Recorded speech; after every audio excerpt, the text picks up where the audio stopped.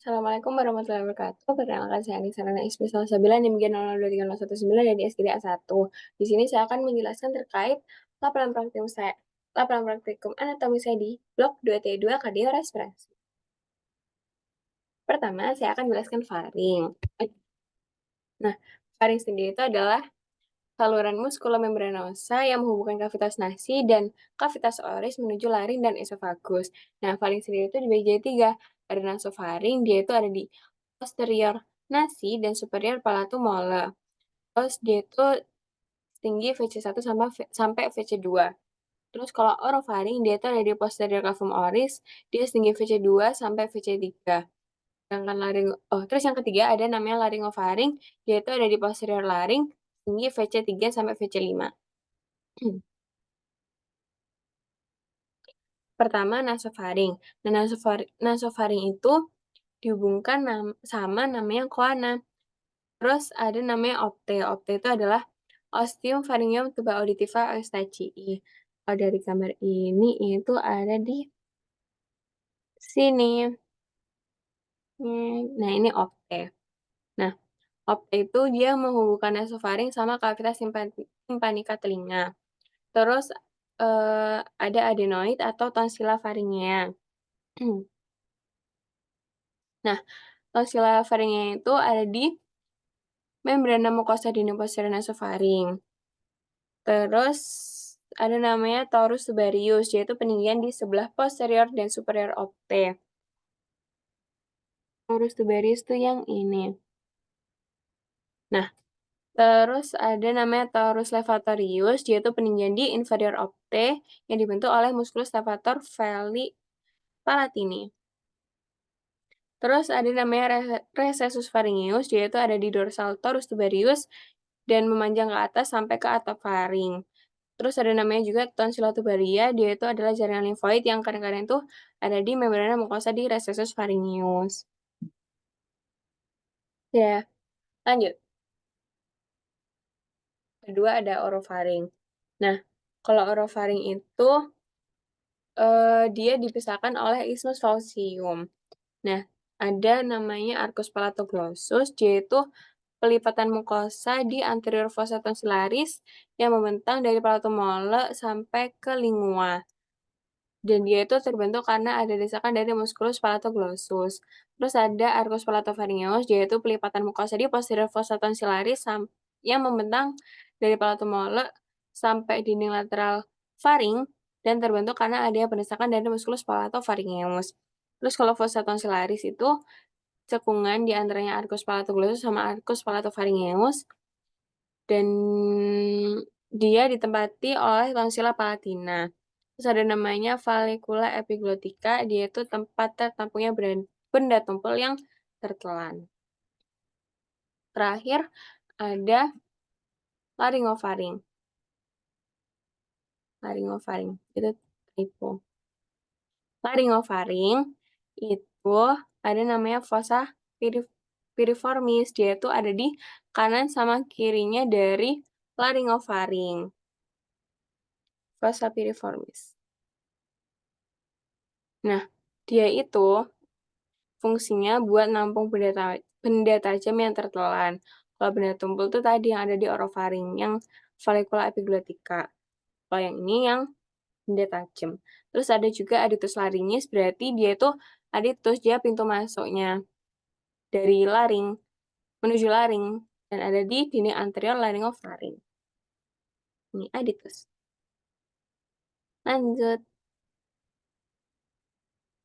Yang kedua ada, saya akan menjelaskan, sebelumnya faring itu di divaskularisasi oleh arteri maxillaris, terus arteri facialis, arteri faringea ascendens, sama arteri lingualis buat yang bagian atas yang berasal dari arteri carotis externa. Terus kalau bagian bawah dia tuh berasal dari truncus thyrocervicalis, arteri subclavia, itu ada arteri thyroidea inferior. Terus tonsilla palatina sendiri itu dapat suplai darah utama dari ramus tonsillaris arteri facialis. Terus kalau venanya itu mmm, dari vena pharyngealis dan vena facialis, juga vena jugularis interna. Terus kalau inervasinya dia diinervasi oleh plexus pharyngeus dari nervus glossopharyngeus bagian sensorik, terus kalau bagian motorik itu dari plexus pharyngeus dari nervus vagus. Lanjut, kedua saya akan menjelaskan tentang jantung. Jantung sendiri itu sebelumnya dia letaknya ada di cavitas thoracis di mediastinum medius. Terus dia itu dieratkan oleh ligamentum. Nah, ligamentumnya itu ada namanya ligamentum sternopericardia. eh jantung itu dieratkan sama cavitas thoracis dengan corpus sterni oleh ligamentum sternopericardia. Kalau dieratkan dengan processus xiphoideus itu ada namanya ligamentum xiphopericardía. Kalau dengan diafragma dia dilekatkan oleh ligamentum pericardiofrenica. Terus kalau dieratkan dengan vertebrae ada namanya ligamentum vertebropericardiaca. Terus kalau batas-batasnya jantung itu kalau kanan atas itu di SIC2 linea parasternalis dextra. Terus kalau kiri atas batasnya ada di SIC2 linea parasternalis sinistra. Kalau kanan bawah SIC4 linea parasternalis dextra, terus kalau kiri bawah SIC5 linea mid clavicularis sinistra. Lanjut ke struktur eksterna. Nah, struktur eksternanya itu dia ada apex, terus ada basis sama tiga fasies. Fasies anterior itu stenocostalis, terus ada fasies diafragmatica, dan fasies pulmonalis. Terus basisnya itu ngarah ke bahu kanan. Kalau apexnya itu ngarah ke panggul kiri. Ini apex nih. Ini apexnya. Lanjut, kalau tadi kan ada tiga fasies. Pertama ada fasies sternocostalis. Fasies sternocostalis. Dia itu terbentuk oleh ventriculus dexter sama atrium dexter, yang diantaranya itu ada sulcus atrioventricularis dan di pinggir kirinya itu disusun oleh sedikit auricula sinistra. Terus kalau fasies diafragmatica, itu yang bawah, yaitu dibentuk oleh ventriculus dexter et sinister yang dipisahin oleh sulcus interventricularis posterior dan bersandar di centrum tendineum diafragmatica. Terus permukaan inferior atrium dextrumnya itu bermuara ke vena cava inferior juga membentuk fasies diafragmatica ini. Terus kalau fasies pulmonalis itu dibentuk oleh ventriculus sinister yang membentuk impressio cardiaca di fasies medialis pulmo sinister dan atrium dextrum buat pulmo dexter. Terus jantung itu ada 4 ruangan kan, atrium dexter sinister sama ventriculus dexter sinister. Terus ada namanya auricula jantung. Dia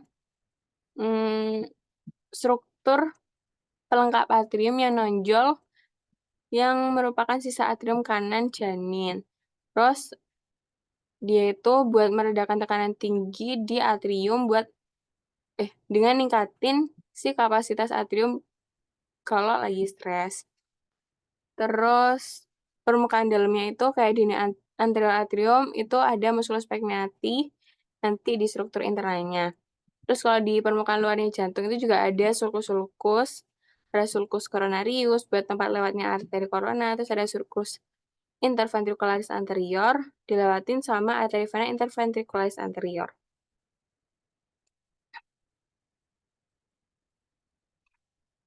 Terus bentar. Di struktur eksternalnya itu ada skeleton cordis. Nah,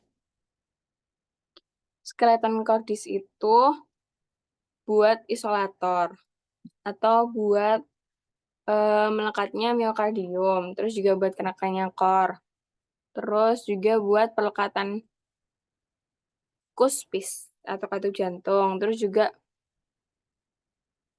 tadi buat isolator impuls di atrium sama ventricle. Terus dia itu terdiri dari annulus fibrosus, trigonum fibrosum, sama stratum membranaceum. Eh, iya,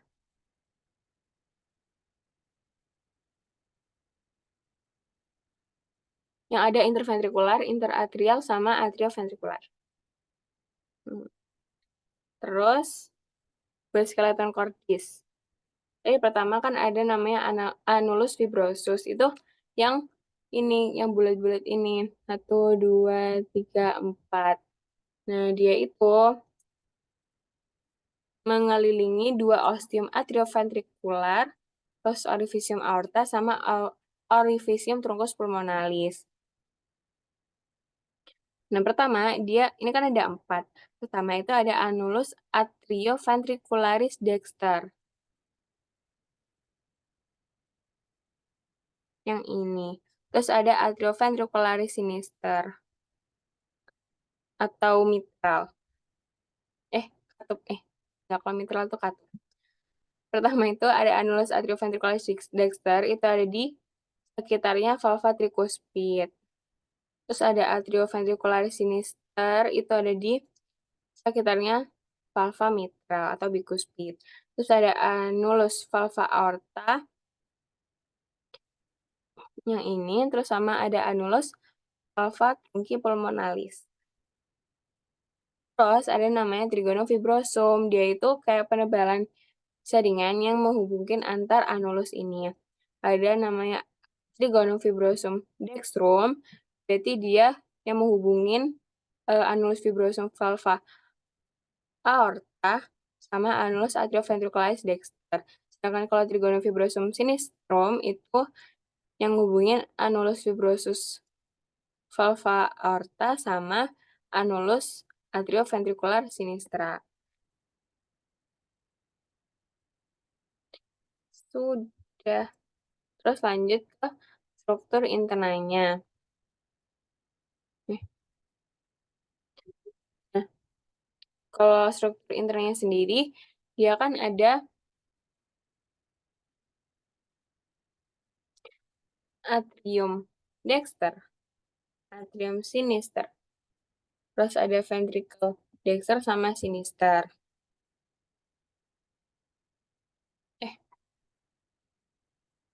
Atrium dexter sinister, ventricle dexter sinister. Nah, kalau atrium dexter itu dia ada bagian halusnya namanya sinus venarum cavarum. Kalau bagian kasarnya itu musculus pectinati. Nah, ini musculus pectinati yang kasarnya. Nah, bagian halus sama kasarnya itu dipisahin sama crista terminalis bagian dalam.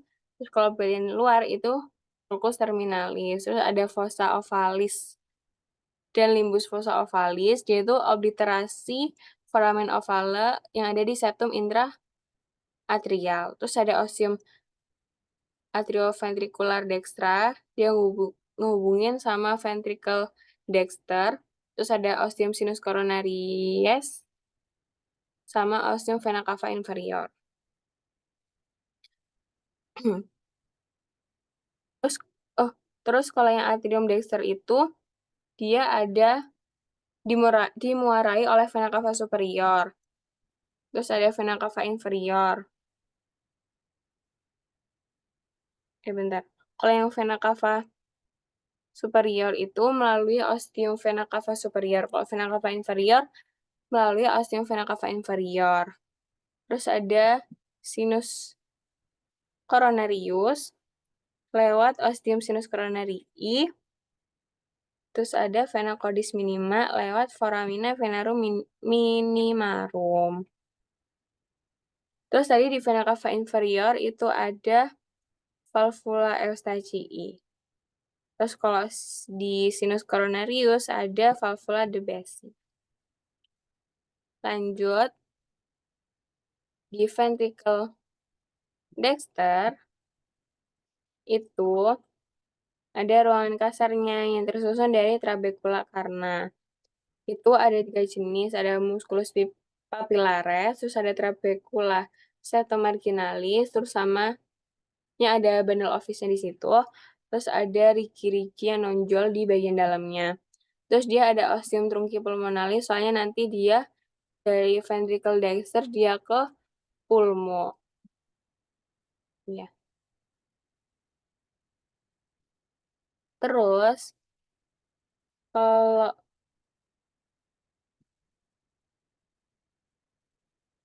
atrium sinister itu dia terdiri dari sinus venarum cavarum, terus ada auricula sinistra dan auricula sinistra, terus ada ostium atrioventricle sinister ini, terus ada fossa ovalis dan valvular foramina ovale. Dia dimuarai oleh 2 vena pulmonalis dextra, terus ada 1 vena pulmonalis sinistra superior sama 1 vena pulmonalis sinistra inferior.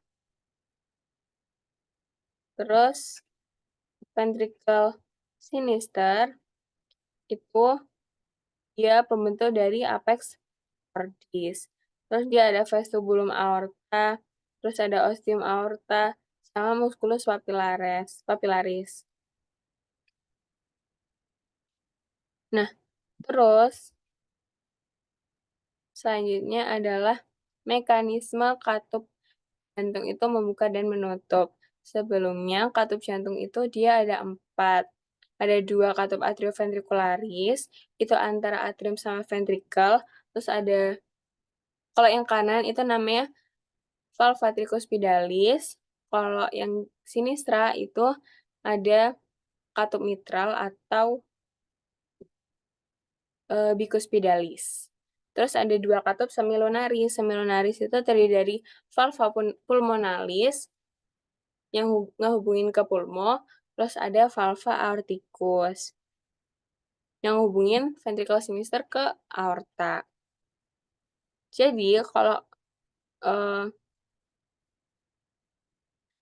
pas tekanan sistolik itu ketika ventrikelnya itu berkontraksi dan memompa darah itu ke luar jantung. Jadi kalau pas tekanan sistolik itu katup semilunarnya, katup aortanya itu terbuka, sedangkan katup atrioventricularis si tricuspidalis sama mitralis tuh bakal nutup. Sedangkan kalau di tekanan diastolik, pas ventrikelnya itu relaksasi dan darahnya itu uh, mengisi atrium, si katup semilunarisnya itu tertutup dan katup atrioventricularisnya terbuka.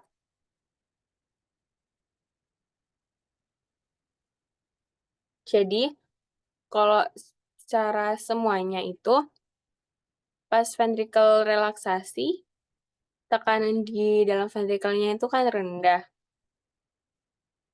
Terus akhirnya si kuspisnya itu tergantung lemas, terus kedua valva atrioventricular baik dextras maupun sinistra itu buka. Terus darahnya masuk ke ventricle, terus dari ventrikelnya itu kan penuh, terus akhirnya katupnya itu terdorong buat terdorong oleh aliran darah tadi yang penuh, sehingga si katupnya itu tertutup. Terus korda tendinanya itu dan musculus papillarisnya itu menegang.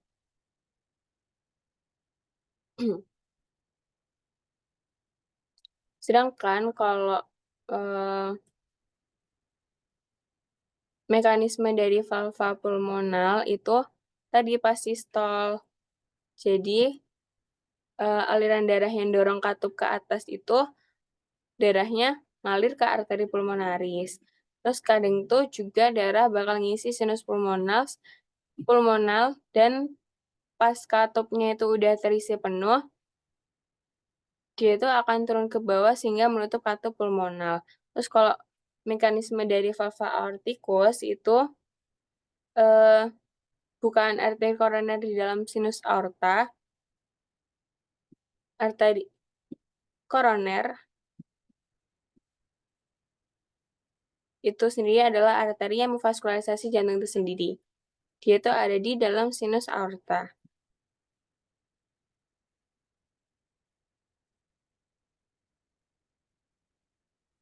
Nah, tadi lanjut, aliran darahnya itu bakal melalui pembukaan arteri koroner yang hanya terjadi pada fase diastol aja, yang pas ventrikelnya itu relaksasi, sedangkan atriumnya kontraksi. Sudah, lanjut.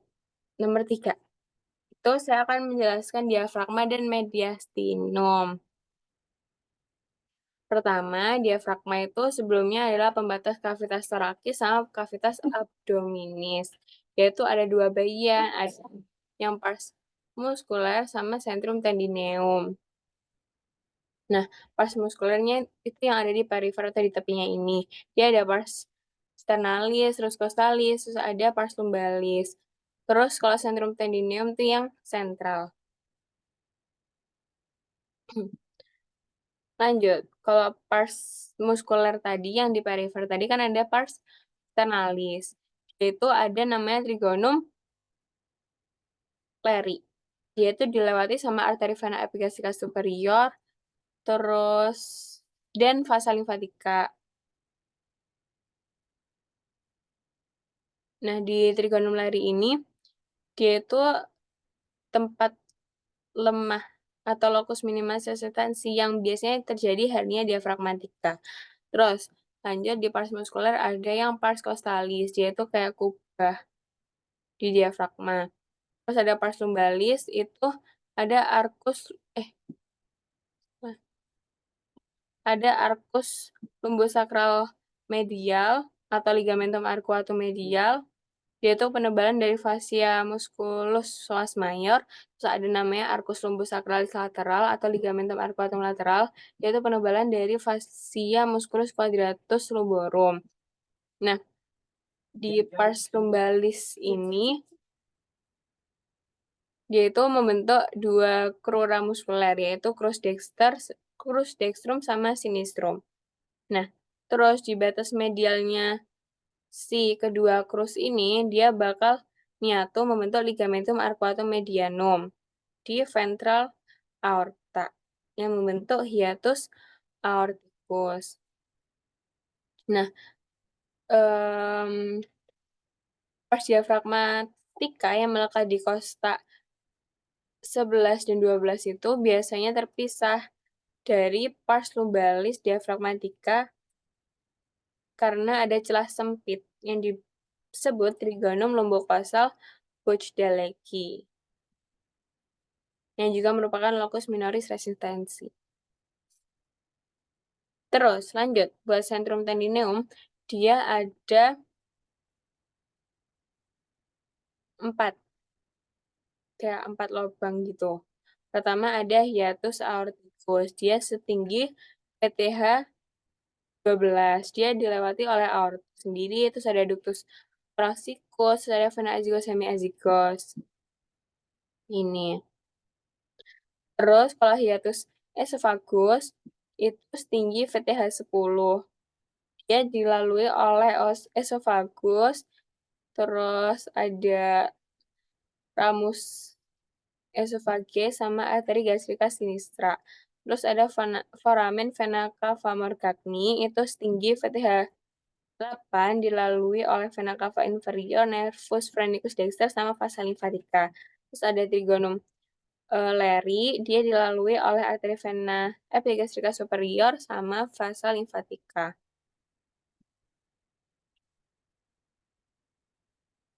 Lanjut, neurovaskularisasinya itu divaskularisasi oleh arteri frenica inferior.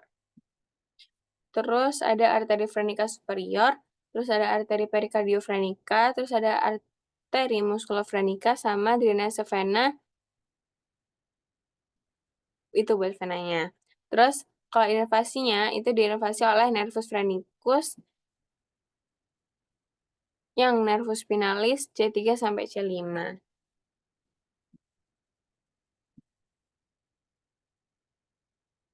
Lanjut, buat mediastinum. Nah, mediastinum sendiri itu adalah ruang dalam kavitas torakis di antara kedua kavitas pleuralis. Nah, jadi mediastinum itu yang ini. Nah,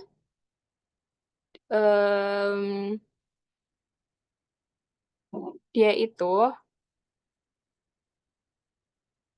ada superior sama inferior. Nah, inferior sendiri itu dibagi jadi 3, ada yang anterior, medial, sama posterior. Itu karena ada, eee, bidang transversus yang membentang dari angulus ternalis sampai ke diskus intervertebralis antara VTH 4 sampai 5 yang membagi mediastinum itu jadi 4 bagian ini.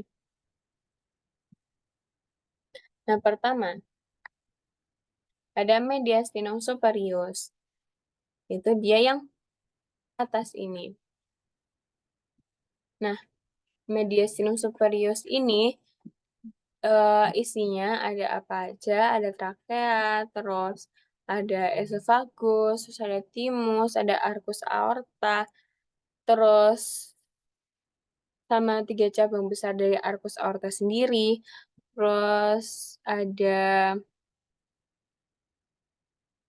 vena brachiocefalica dextra sinistra, terus ada vena intercostalis superior sinistra, terus ada vena cava superior, terus ada superior, terus ada nervus vagus, nervus laryngeus rec recurrent, terus ada nervus phrenici, ada ductus thoraxicus.